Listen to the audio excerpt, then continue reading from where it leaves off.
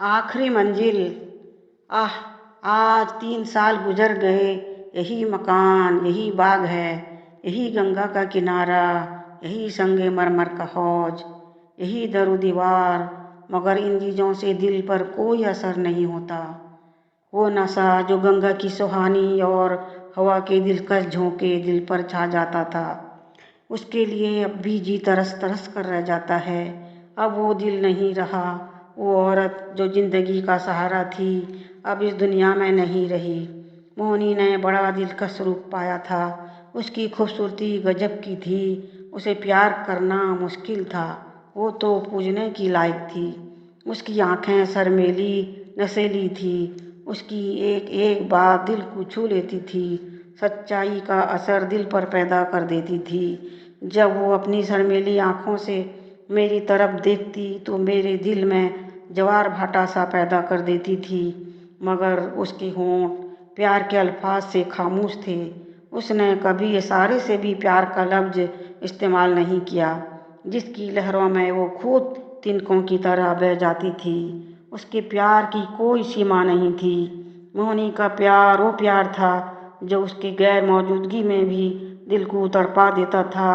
एक बार की बात है, जब उसी हौज के किनारे चांदनी रात में मेरी प्यार भरी बातों से खुश होकर उसने कहा था, वो आवाज़ आज भी मेरे दिल में हिचकोले ले रही है।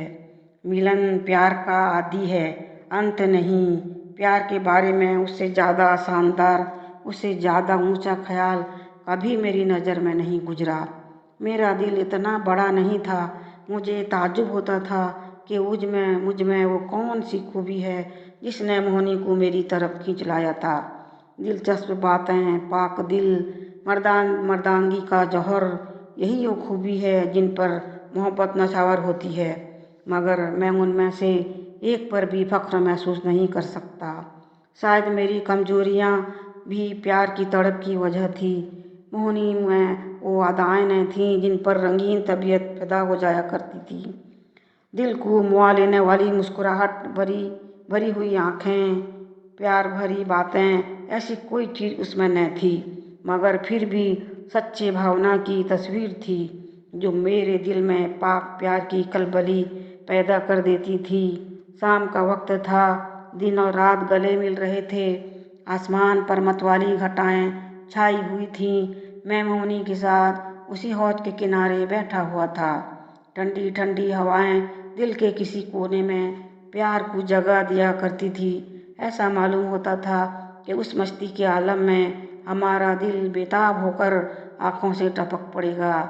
आज मोहनी भी जुबान से कुछ बोलना चाह रही थी। अचानक मोहनी ने चौंक कर गंगा की तरफ देखा। मेरे दिल में उस वक्त नदी किनारे की झूमती हुई डलियां, सनसनाती हुई हवा जैसे एक रूप धर लिया था। अचानक मोहनी ने कहा, इस दिए को देखो। मैंने दिए को तरफ देखा। उसकी रोशनी मानंद पड़ गई थी। वो एक बार फिर जोर से भभका और बुझ गया, जिस तरह पानी की बूंद नदी में गिरकर गायब हो जाती है। मोहनी ने कहा, अब दिखाई नहीं देता है, बुझ गया। ये कहकर उसने ठंडी सांस ली। जुबान से सिर्फ इतना निकला कि क्या यही उसकी आखिरी मंजिल थी। और आंखों से आंसू गिरने लगे और मेरी आंखों के सामने से पर्दा हट गया। मोहनी की बेचैनी और उदासी अब समझ में आ गया और मेरी आंखों से भी आंसू की बूंदें टपक पड़े। क्या इस शोर भरे खतरनाक तूफानी सफ़र की यही आखिरी मंजिल थी। दूसरे दिन मोहनी उठी तो उसका चेहरा पीला था। उसने रात भर नींद नहीं सोई थी। रात के इस घटना ने उसके दर्द भरे दिल में बहुत असर पैदा किया था। वो बहुत कम हंसती थी, मगर चेहरा हमेशा खिला खिला रहता था।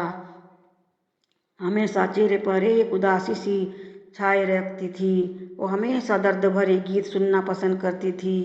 एक रोज हम दोनों उसी बाग का सैर कर रहे थे। शाम का वक्त था। आज मोहनी बड़ी खुश लग रही थी। हम दोनों उसी हौज के किनारे बैठ गए। आज तबीयत की ताजगी ने उसके रूप को निखार दिया था।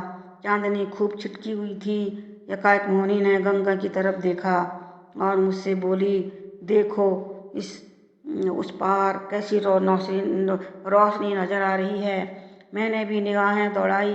किसी के चिता की आग जल रही थी, लेकिन मैंने टाल कर कहा, वहाँ खाना पक रहा है। मोनी को यकीन नहीं हुआ। उसके चेहरे पर उदास मुस्कुराहट दिखाई दी और आंखें नम हो गईं। ऐसे दुख देने वाले हालात उसके दर्दमंद दिल को बहुत असर करते थे, जैसे लू की लपेट फूलों के साथ करती है। थोड़ी देर तक वो खामोश रही, फिर दुख भरे अंदाज से बोली, अपनी आखिरी मंजिल पर पहुंच गया। कहानी कैसी लगी कमेंट में बताइएगा। प्लीज़ सब्सक्राइब करने को नहीं भूलिएगा।